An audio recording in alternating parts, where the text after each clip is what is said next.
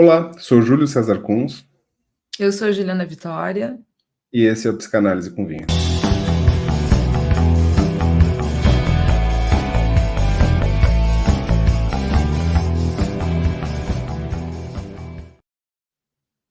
Olá, Júlio. Oi, Juliana. Para o nosso tema de hoje, eu escolhi um vinho que fazia tempo que eu estava esperando para abrir, mas um vinho que não deveria esperar muito tempo para abrir. Mas é interessante, né? Como às vezes a gente tem algum vinho que considera assim especial e a gente se demora antes de abrir, esperando que vá ter a ocasião certa ou que vá ter a companhia certa e tudo mais, e aquele vinho vai esperando e não necessariamente esse vinho vai melhorar. Aliás, a maioria dos vinhos não melhora com o passar do tempo, e especialmente esse que eu estou com ele hoje, é um Chateau Bonhost, é um Bordeaux branco, de Sauvignon Gris e Sauvignon Blanc, safra 2021, o que coloca ele bastante no limite, assim, de quando ele tá bom, porque é um vinho que, assim, máximo 3 anos para manter, assim, esse aroma frutado que ele lembra maracujá, frutas tropicais, enfim. E com o passar do tempo ele vai perdendo. Aliás, se eu tivesse aberto ele ano passado, ele estaria melhor do que está agora. E enfim, né, por ser um vinho elaborado pensando no frescor, né, a gente deveria abrir antes. Mas às vezes a gente quer assim fixar um momento para sempre. E um vinho, quando está na adega, parece que ele vai durar para sempre, mas não vai. O vinho está guardado aí para ter um momento e que vai passar. E escolhi o vinho e nessa reflexão justamente em função do nosso tema de hoje, que é o texto da transitoriedade do Freud, em que justamente, né, ele traz essa questão da apreciação dos momentos transitórios ou do como a transitoriedade não tira a beleza ou a apreciação ou o quanto isso pode tirar ou não para cada um e tudo mais, né? E enfim, esse é o vinho que está me acompanhando hoje. O que tu está bebendo hoje, Juliana? Pois é, eu tô tomando para variar mesmo, assim, um vinho tinto hoje, né, Júlio? Eu não sou muito, mas esse aqui tá gostoso. E é um vinho que eu tinha comprado há um tempo atrás, na verdade, e acabei esquecendo dele. Sim. E até acho que comprei para uma das nossas gravações, acabei trocando, enfim, e acabei esquecendo ele. E é um vinho português, um Paulo Laureano, do Alentejo. E eu, bom, foi por isso que eu tô tomando ele. Na verdade, eu não escolhi hoje, ele surgiu. Ele que escolheu. Ele é, e surgiu o momento dele e tá gostoso. É uma surpresa, assim, porque eu não sou muito de vinho tinto, mas desse aqui eu gostei. Ah, que bom. Pois é, eu tô gostando. Já tinha provado esse vinho e, na verdade, eu estava guardando ele com tanto cuidado porque eu comprei ele na França. Não chega no Brasil. Nem é um vinho assim raro ou caro. Ele só não chega no Brasil, né? E aí eu tava com medo de abrir porque, nossa, eu trouxe esperando a ocasião especial e eu me dei conta, justamente pensando no tema do, do nosso episódio de hoje, do quanto querer conservar esse vinho na adega faria ele perder o que ele tem de melhor, né? Assim como citando já o tema, né, do texto, Freud fala da beleza das flores, né, que dura alguns dias, né, e mesmo que durasse uma noite só, ainda assim seria motivo para apreciar essa beleza e enfim, então tô com esse vinho acompanhando. De repente vem alguma relação a mais aí durante o nosso Esse bate. texto é curioso, né, Júlia? Ele é um texto muito marcante, assim, né? Nós que estudamos psicanálise, enfim, é um texto ao qual a gente volta muitas e muitas vezes, né?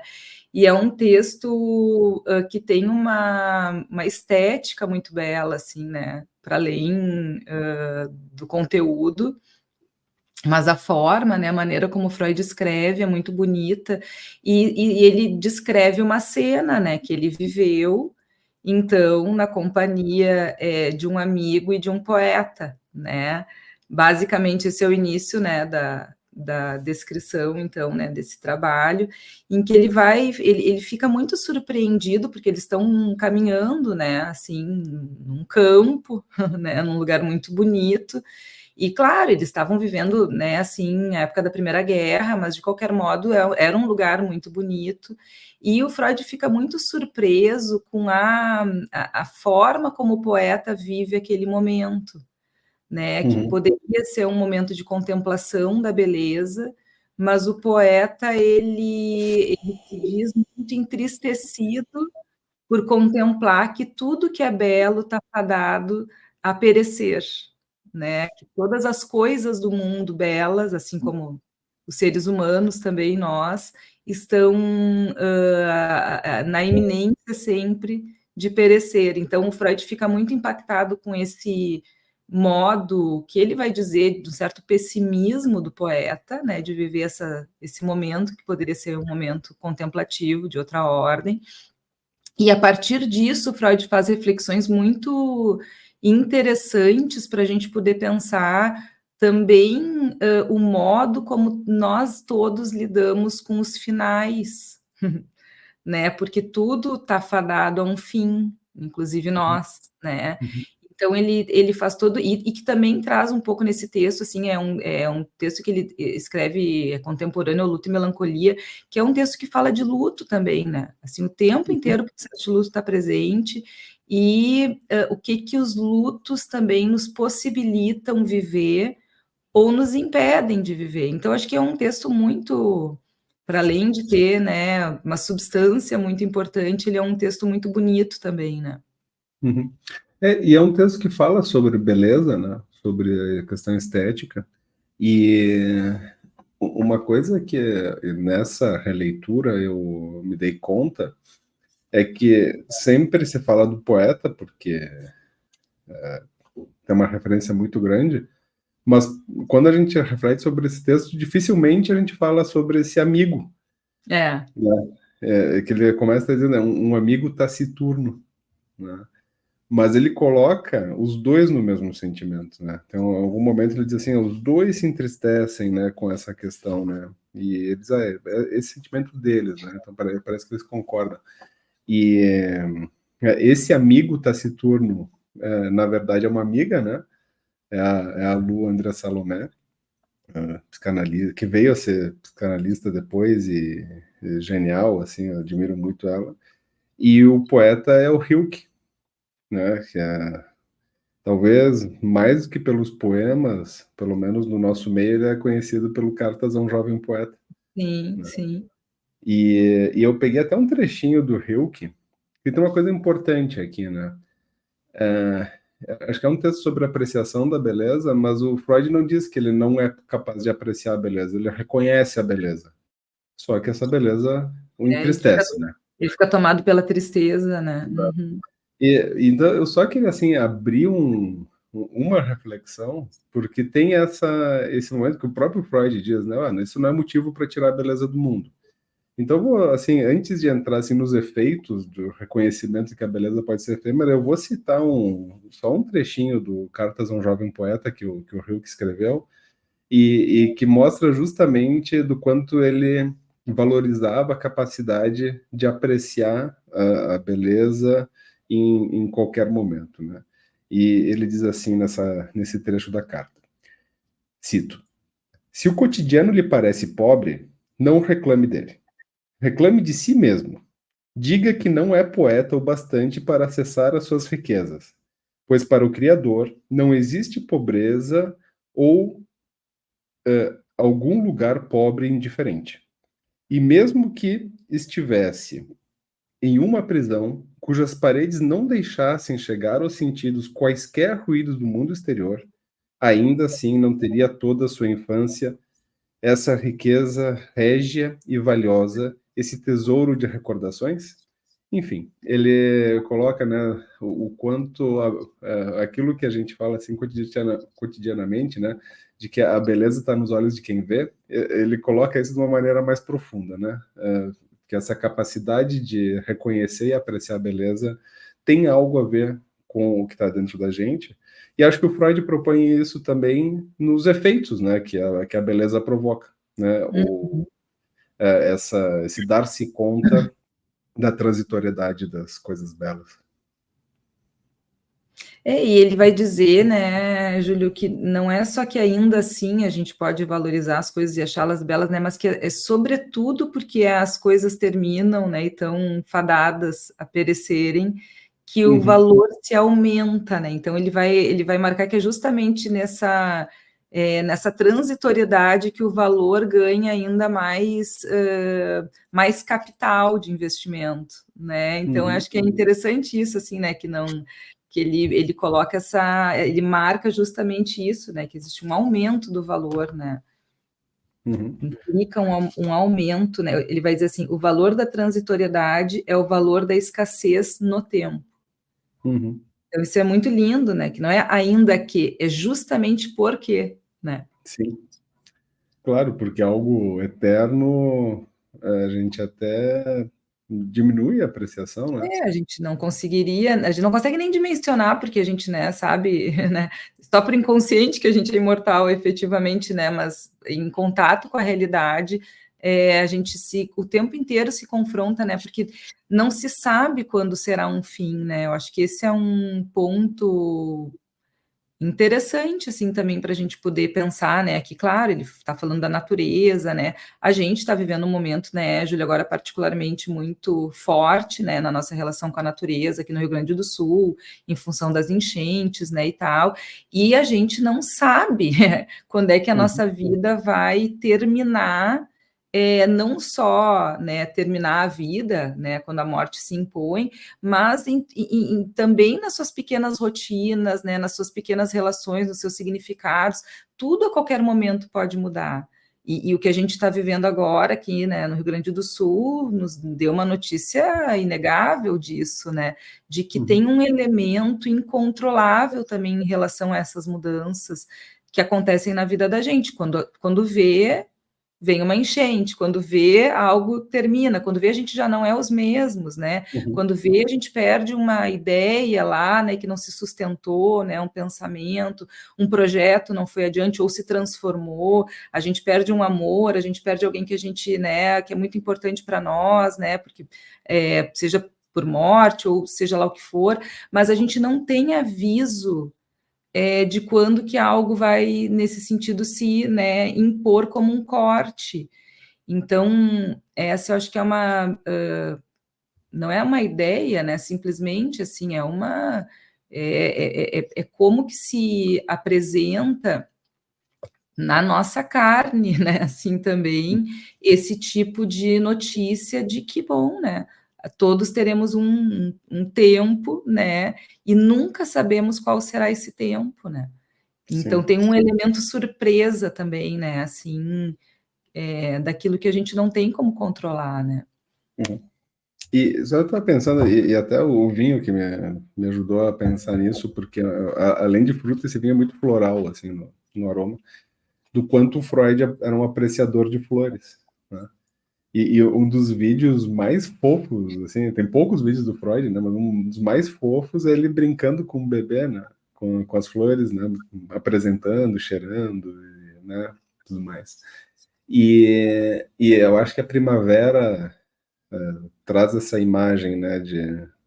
Dessa beleza que vem depois de um período sem cores, né? Especialmente, assim, numa vivência de Viena, né, que o inverno é rigoroso, que deixa a paisagem cinzenta, e a primavera realmente vem cheia de vida, e do quanto realmente nós notamos em lugares frios que acontece, aqui no Rio Grande do Sul também, né, quando termina o inverno, assim, ou tem um dia que esquenta um pouquinho no meio do inverno, todo mundo vai para a rua e aproveita aquele dia, aprecia, e quando está no meio do verão, a gente deixa para depois, né? Diz, não, tá, hoje não vou, tudo mais, como se o inverno não fosse chegar. E eu acho que a gente tem, assim, como a gente tem a negação da morte, né, como o inconsciente nega a morte, nós negamos também a transitoriedade das coisas, né?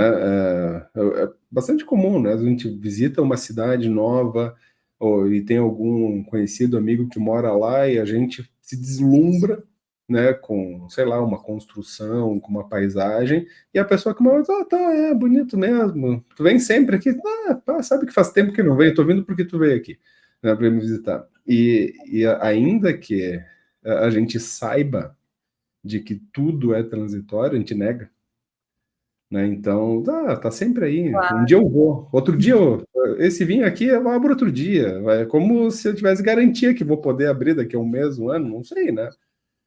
O vinho é transitório e eu também, né? Mas a gente nega as duas coisas. Sim, e é interessante porque uma das coisas que o Freud vai propor é justamente isso que tu está dizendo, né, Júlio, de que a gente só consegue também ter alguma fruição de prazer e alegria em contraste com o desprazer e a tristeza, né? Então, assim, né, a gente já citou isso aqui em algum outro episódio, né? Que tem um determinado momento que ele vai dizer assim, que ele cita Goethe, né? Que ele vai dizer que a gente pode, tudo é suportável, exceto uma sucessão de dias belos, né? Então, ele vai marcar justamente como só há prazer e alegria com o corte, com a limitação, com, né, essa apresentação disso que tem fim, justamente, né? Então, e é curioso isso porque, em termos até assim, né, do porquê que a psicanálise, né, assim, trabalha como trabalha, né, assim, com términos, com cortes, né, também tem nesse modelo justamente, né, assim, que a gente aposte de que frente a esse tipo de vivência em que a gente pode suportar, enfrentar o fim das coisas, que também se amplifica, né, se expande a nossa capacidade de poder viver.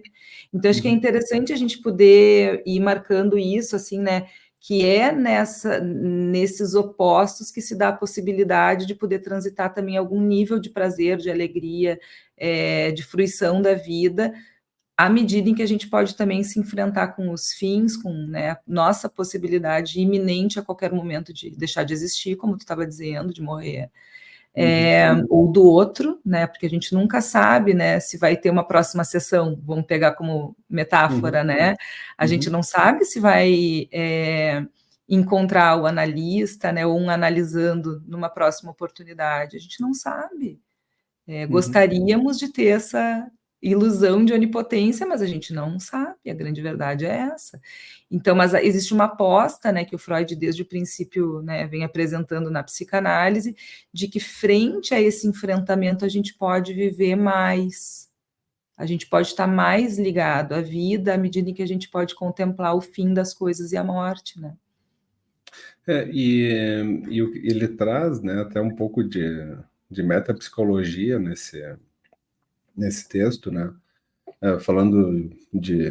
Ele dedica um parágrafo fundamentalmente a isso, né? A falar da libido, essa nossa quantidade de amor, né? Que a gente vai dedicando a um objeto ou a outro, e por isso acaba esse processo, né? De luto, de abrir mão. É também o processo de recuperar essa quantidade de libido a ser investida em outros objetos, né? E, e eu pensei algumas coisas assim, mas uma que me ocorreu agora a partir da tua fala é que essa capacidade de lidar com o que termina, com o que se vai, com o que e quem morre, com o que se perde, tem um movimento também importante de enriquecimento do eu, né? Porque quando a gente investe em algo ou alguém e, e tem um momento de perda, o luto é a capacidade de recuperar não só quantitativamente, né, essa capacidade de amar, vamos dizer assim, mas também tem um enriquecimento do que fica daquela experiência e que nos enriquece e aumenta a nossa capacidade de lidar com a vida. O Sim. Freud diz exatamente isso que tu tá, né? Porque a gente só elabora um luto efetivamente quando a gente pode carregar algum nível de identificação com o objeto perdido, né? Uhum, Então isso é muito lindo porque a gente se transforma, uhum, a gente não é o mesmo. A gente não volta a recuperar energeticamente, como tu está dizendo, a libido, e agora eu vou seguir investindo como se fosse algo, um capitalismo puro, vamos dizer assim, não é disso que se trata, né? A gente se transforma, e aí Sim. a gente pode seguir em frente, né, assim, mas já de um outro jeito, a gente já não é os mesmos, né?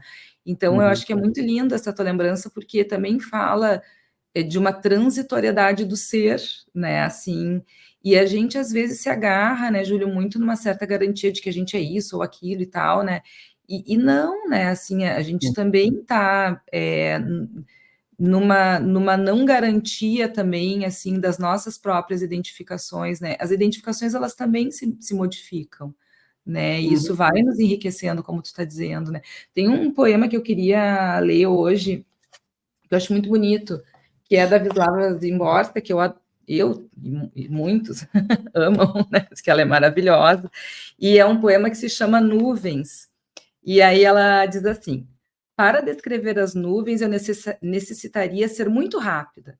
Numa fração de segundos, deixam de ser estas, tornam-se outras. É próprio delas não se repetir nunca, nas formas, matizes, poses e composição. Sem o peso de nenhuma lembrança, flutuam sem esforço sobre os fatos. Elas lá podem ser testemunhas de alguma coisa. Logo se dispersam para todos os lados. Comparada com as nuvens, a vida parece muito sólida, quase perene, praticamente eterna. Perante as nuvens, até a pedra parece uma irmã, em quem se pode confiar. Já elas são primas distantes e inconstantes. Que as pessoas vivam, se quiserem, e em sequência que cada uma morra. As nuvens nada têm a ver com toda essa coisa muito estranha. Sobre a tua vida inteira e a minha, ainda incompleta, elas passam pomposas como sempre passaram. Não têm obrigação de conosco findar, não precisam ser vistas para navegar. Que coisa linda, né? Lindo demais. E até no texto o Freud fala brevemente, né, sobre, ele diz assim que ele diz assim, o desenvolvimento das eras geológicas, ou seja, as mudanças da Terra, ou seja, esse tempo em que as próprias pedras mudam, né, nos faz sabedores de que a existência humana tem limite e que a vida como um todo tem limite, né? Que pode ser milhões, bilhões de anos talvez, mas que vai encontrar o seu fim, né? E muito bonito como ela coloca, né? Porque como a gente olha de maneira relativa, né? Para as nuvens, para as flores, como algo muito efêmero, mas se olharmos as nossas vidas em comparação com a história, também e se olharmos a existência da humanidade com a história de toda a vida da Terra, também é pouco tempo. Claro, e é muito interessante, né, isso que tu está dizendo, porque frente a essa confrontação com a nossa pequenez, né, Júlia, assim, porque é inegável, né, você começa a se sentir pequenininho, pequenininho, pequenininho, a gente vai baixando a bolinha da gente, né, assim, e às vezes a saída que se dá é ir para um narcisizão, assim, né, super narcisizado alguém, né, acha que é muito importante, né, porque é muito duro a gente ter que se confrontar com esse tamanhinho tão pequenininho que a gente tem, né? Ao mesmo tempo, sem se deprimir. Porque isso é que eu acho que é o que um pouco uma das ideias que o Freud propõe, né? Que a gente possa se dar conta, né, dessa pequenez, dessa transitoriedade, mas sem que isso nos deprima, né? Que isso possa, inclusive, nos ligar mais à vida, né? Que a gente possa ao valorizar a vida, também se sentir mais vivos e ligados a ela, né? Então, eu acho que esse é né? Porque a gente também rapidamente pode cair numa posição mais deprimida mesmo, né? Ou ir para um narcisismo exagerado, né? Assim. Sim, claro. Sim, são duas formas de se defender, né? Dessa pequenez e dessa efemeridade. E esse texto me parece que coloca o Freud assim, não sei se é o que mais, mas é um texto que coloca o Freud bastante assim na tradição dialética, né? E o Freud vai mudando de posições, né? Ele às vezes é mais analítico, às vezes é mais dialético, e o que abre espaço para diferentes correntes psicanalíticas, né? O Lacan vai muito mais por um caminho de uma leitura dialética do Freud, né? E faz uma conversa com a filosofia, com Hegel e por aí vai. Enquanto a escola inglesa me parece que vai para uma tradição mais analítica, né? E faz uma leitura mais analítica do Freud. Mas esse texto, assim, ele está muito nessa tradição, e assim como um aluninho do Heráclito, né? Que a gente tem aquela...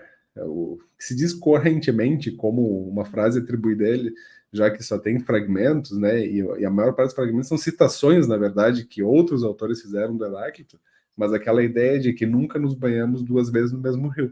Sim. Né? Porque o rio não é o mesmo e nem nós mesmos somos os mesmos, né?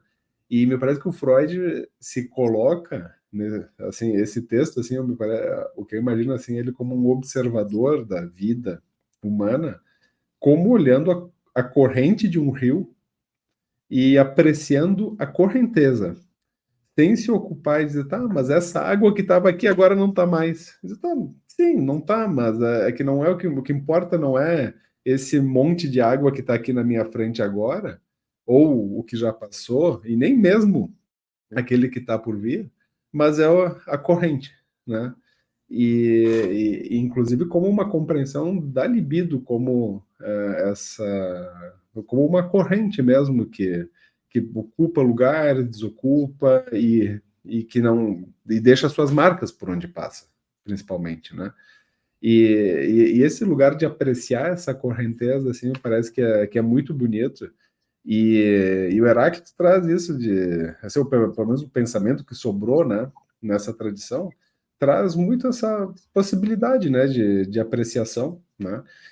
Inclusive, até separei alguns fragmentos, assim, né, e do quanto ele reflete, inclusive, sobre a morte, né? Tem um trecho aqui bem bacana, assim, que eu queria ler, que diz assim: para almas é morte tornar-se água, e para a água é morte tornar-se terra, e de terra nasce água, e de água alma. Né, quando a gente olha assim, os términos, as perdas, mesmo essas perdas, e a gente está falando aqui no meio, tu que está em Porto Alegre ainda, no meio do alagamento ainda, né? E poder olhar isso como parte mesmo do fluxo de um rio e que faz parte e que é do fluxo da vida, acho que está aí bastante da apreciação, né, dessa transitoriedade e nos deixa mais abertos ao que pode vir de novo, né? Aí eu vou fazer uma outra citação aqui que eu separei para o nosso episódio do Heráclito de novo. Diz assim: se não esperar o inesperado, não se descobrirá, sendo indescobrível e inacessível. Né, que fala de uma coisa metafísica, né, do ser, né, que a gente não tem como entender tudo. Então, o fluxo é isso também, é ver o que vai acontecer. Né? E mesmo que a gente não espere, né, Júlio, botaria um pouco em questão, né, sem esperar, mas mesmo que a gente não espere, o inesperado, ele o tempo inteiro nos atinge, né, surpresa, né, a gente pode tentar se defender disso, mas tem momentos em que isso fica impossível, né, a realidade se apresenta no sentido, né, também transitório. Eu estava, né, tu estava falando, né, da enchente, eu estava lembrando, né, que talvez tu tenha tido também essa experiência, né, que no mercado público aqui de Porto Alegre tinham as marcas, né, assim, os registros da última grande enchente, que foi em 41, que foi a maior até então, né, da história, e ali era uma marca que, nossa, nós íamos lá, assim, e pensávamos, né, em 41 a água chegou até aqui, que coisa, e pensávamos ao mesmo tempo que nunca isso iria ultrapassar, que era algo assim que já tinha acontecido, e aí a gente ultrapassou essa marca, né, agora, enfim, né, então acho que tem um componente que a própria vida apresenta, disso que a gente não pode controlar, que mesmo os mais defendidos, e mesmo que a gente tente defender muito disso, não tem como dar conta, né, pensando até nessa corrente de água que tu está dizendo, né, tem momentos em que as margens não dão conta, né, que se extravasa, e o próprio rio deixa de ser rio, né, enfim, que a gente virou, né, o rio deixou de ser rio, porque virou tudo, né, assim, um alagamento, uma enchente, enfim, né, então tem algo que a gente não controla, né, por mais que a gente não esteja aberto à surpresa. E tu estava falando do Lacan, eu fiquei pensando que o Lacan, ele foi um cara que, a gente até põe isso em questão, assim, né, eu não costumo trabalhar com tempo lógico na sessão, mas enfim, de qualquer modo, ele botou isso que a gente está falando, né, do efeito surpresa, que é, né, assim, também disruptivo, tanto para bem quanto para mal, mas para o nosso psiquismo também é o que promove mudanças. Ele coloca tanta importância nisso que ele começou, né, a modificar a técnica, né, que até então se trabalhava sempre com um tempo definido, pré-definido de sessão. Muitos ainda seguem assim, eu trabalho com tempo pré-definido de sessão, né, assim, mas o Lacan botou isso em questão, inclusive, nesse enquadre, né, porque ele achava que quando esse efeito de surpresa surge, se fez o que se tinha que fazer numa sessão e tchau. Então é muito interessante isso também, né, assim, que ele também foi um cara que apostou no seu enquadre, aí cada um vai fazer como acha, né? Ele dizia que ele, né, criou, né, a partir do Freud, né? Ele era um psicanalista, né, freudiano. Cada um de nós tem que se a ver com isso no seu estilo, naquilo que faz sentido, enfim. Mas ele apostou também nisso, né, desse efeito surpresa, efeito de corte, que também é o que nos promove alguma possibilidade de mudança frente à vida, né? Sim, e acho que esse efeito da surpresa e das invasões, né, que nós sofremos aqui e ali, quando a gente consegue entender essa marca, tem uma possibilidade de aprendizado e a não ser ignorada. E acredito, assim, pelo que nós temos visto, assim, de que essas marcas que ficaram em Porto Alegre serviram para um aprendizado e que foi esquecido. E que talvez Porto Alegre estaria sofrendo pelo menos menos, né? Se essas marcas não tivessem sido esquecidas, ou pelo menos nessa tentativa de esquecimento, né? Porque a partir dessas marcas foi construído todo um sistema de diques, de contenção, e que não foi cuidado o suficiente, né? E assim como nas nossas vidas, essas surpresas que acontecem, que nós não podemos talvez não dar conta quando acontecem, mas a capacidade de ganhar um aprendizado disso, de como o Freud diz, de enriquecer o eu, o Bion vai trabalhar bastante a questão do aprender da experiência, né, de aumentar a capacidade de pensar e de lidar com o mundo como expandir o ego, né? Exatamente o que tu falou, expandir, né? Expandir o eu, né? Exatamente. São boas chances, sempre, de enriquecer os impactos de beleza e os impactos de feiura também. Mas é um enriquecer que também não garante, não é enriquecer no sentido de agora eu vou aprender a experiência. É aprender da experiência, não é aprender. Porque tem uma diferença, né, Júlia? Às vezes a gente cria e isso é muito comum, né? De criar uma ilusão de que, bom, agora eu aprendi. Ah, sim. Nesse sentido também, né? Acho que é legal a gente botar isso, né, de que aprender da experiência é diferente de tentar aprender a experiência. Porque se a gente está falando de fim, de finais, né? Uma questão que às vezes eu fico, né? A gente sabe quando é que algo termina? Claro, quando a morte se anuncia, ok, mas assim, na vida, às vezes a gente vê que algo terminou a posteriori. Já tinha terminado. E a gente ou tem um efeito também disruptivo de surpresa que marca um fim. E que bom, que claro, que vai precisar ser processado, enfim, né, mas não é tão como a gente, quando é criança, escuta as histórias, tem início, meio e fim. A vida não é isso, né? A vida está muito longe disso, né? Não tem lá o diretor de cinema que diz corta. Sim. Não tem. Quando a gente vê, a gente está no meio de algo que a gente acha que está iniciando, ou no meio, ou que já aprendeu a experiência e aprendeu dela, e algo já se terminou, e quando a gente se dá conta, já foi. Então, acho que é interessante isso, assim, né, de poder aprender da experiência sem tentar apreendê-la, né? É que aprender da experiência não é ter uma resposta pronta, né? Não, Aprender da não garante experiência para a próxima também. é se abrir, ter essa ampliação justamente ao incerto, né? Essa capacidade de Isso, lidar com o exato, que não se sabe. exato. Isso que enriqueceu eu, isso que é Isso. lidar mais bem com a realidade, né? Não de um domínio, porque Isso, a acho que sim, tentativa essa de é uma domínio é palavra. fadada sempre ao fracasso, É. né? Mas a gente E tenta mesmo a dominar. morte, né, Juliana? Desculpa. Sim, diga. Não, eu estava pensando que mesmo a morte, né, ela é um processo. Assim, a gente arbitra, Mas a gente é, não sabe quando que vai morrer, né, Júlio? não sabe, assim, mas mesmo a morte não é um corte. A gente arbitra. Então, esse momento, quando o médico coloca lá, fulano de tal morreu a tal dia, tal hora, é uma arbitrariedade. Por quê? Sim, mas, É quando o mas a coração morte. parou. Sim, mas isso é uma arbitrariedade do ponto de vista, né, do registro, mas do ponto de vista da morte, ela é a morte, né? Ela não tem. Esse é o corte final, né? Ninguém pode, né, ir contra, né? Assim, uma vez eu perguntei para o meu analista, assim, perto da época de férias, né? Nos anos iniciais de análise com ele, eu perguntei para ele: até quando que tu trabalha? Eu perguntei para ele, ele disse assim: até eu morrer. Quando eu morrer, parei. Ele disse assim.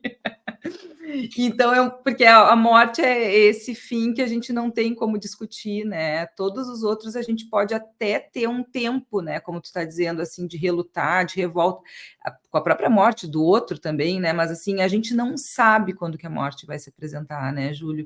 E isso pode nos desesperar muito e nos entristecer a ponto de uma depressão, de uma melancolização em relação à vida, ou isso pode também nos dar mais ganas de viver, assim, né? Porque é muito bonito viver. Pode ser muito bonito viver, né?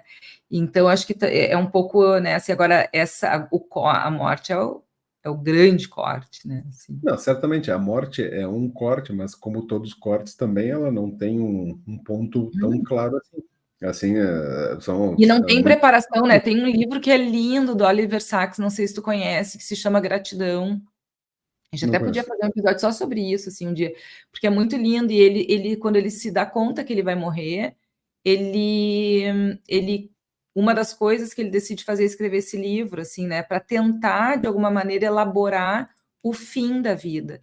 E uma vez eu escutei de uma colega uma coisa muito legal, muito bonita também, uma colega psicanalista, ela disse assim, que por mais duro que seja, porque ele teve câncer, né, o Oliver Sacks, e ela disse assim que por mais duro que seja uma doença que não tem cura, né? Assim, alguém descobre que não tem cura a doença que tem, que isso vai levar a óbito, né? Ela disse que por mais triste que isso seja, que ela vê também uma oportunidade de alguém poder fazer as despedidas da sua vida. Uhum. O que alguém que é pego de surpresa, né? Assim, com a morte, não tem esse tempo.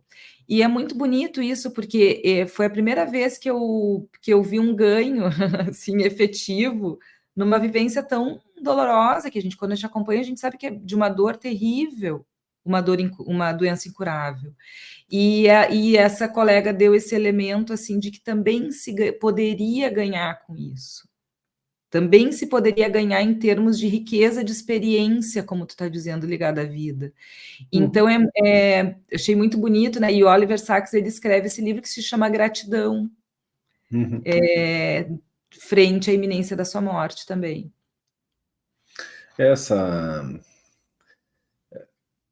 Eu lembrei de uma entrevista do Provocações, ainda quando a Buranja conduzia, né? Em que esqueci quem era o entrevistado, mas ele pergunta como eu gostaria de morrer. E o entrevistado responde dormindo. Ele diz, não me dá uma resposta banal. Não, Isso é o que todo mundo diz. Eu quero outra resposta, né? E é interessante, né? Porque essa possibilidade de colocar, assim como o Caligares também falou diversas vezes, escreveu sobre, a morte como parte da experiência da vida, e não na morte dos outros apenas, né? Porque, assim, eu acho realmente que os velórios são experiências muito importantes, assim, não só de elaboração do luto, mas de conexão com as pessoas que estavam próximas da pessoa que morreu, né? Mas a própria morte, como parte da vida, Sim. né? E o E faz Caligares vai dizer, eu não quero abrir mão dessa experiência também, de morrer. Não, e é muito interessante, né, Júlia, porque em velório, né, enfim, que eu estou de acordo contigo, né, que é uma vivência que nos impõe um trabalho que pode enriquecer também, né, mas uma das ideias que nos atravessam é quem é o próximo. Uhum. Que é isso que tu está dizendo, né? Isso também não é só a morte do outro e os laços que se, né, estreitam, se fortalecem ou não, né? Também, porque, né, as relações humanas são sempre muito difíceis, mas essa é sempre de uma novela, né? A Próxima Vítima, né? Tinha uma novela que chamava assim, né? Quem é o próximo? Quem de nós aqui é o próximo? Né? Então, No diga. velório que eu fui o ano passado, um tio avô meu olhando para todas as pessoas assim no velório, ele disse assim: aqui ó, tá todo mundo na fila. A gente não sabe a ordem, mas tá todo mundo. Exatamente isso, exatamente isso. E como o humor aparece também, né, Júlio, dessa. Assim, né? A gente sabe como o humor está presente nesse tipo de vivência também, né? De Uhum. velório, sempre tem alguém que faz uma piada, né? O humor ele se apresenta, porque também é um modo da gente lidar com essa miséria, né? Assim, a miséria humana, o tragicômico, né? Porque a nossa condição ela é muito particular, né? As nuvens não se pensam nuvens, né? Pensando o poema da Wisława, né? Assim, nós nos pensamos mortais, né? E isso, o humor também é um modo da gente poder transitar, né? Por isso que é o efêmero das nossas vidas também, né? Uhum. Aí, para lidar com a tragédia humana, né? E mesmo nessas tragédias, né? É importante a gente conseguir manter algum nível de humor, porque é uma das vias também importantes do nosso psiquismo se aliviar e lidar com as questões inconscientes, né? O Freud vai dizer isso, né?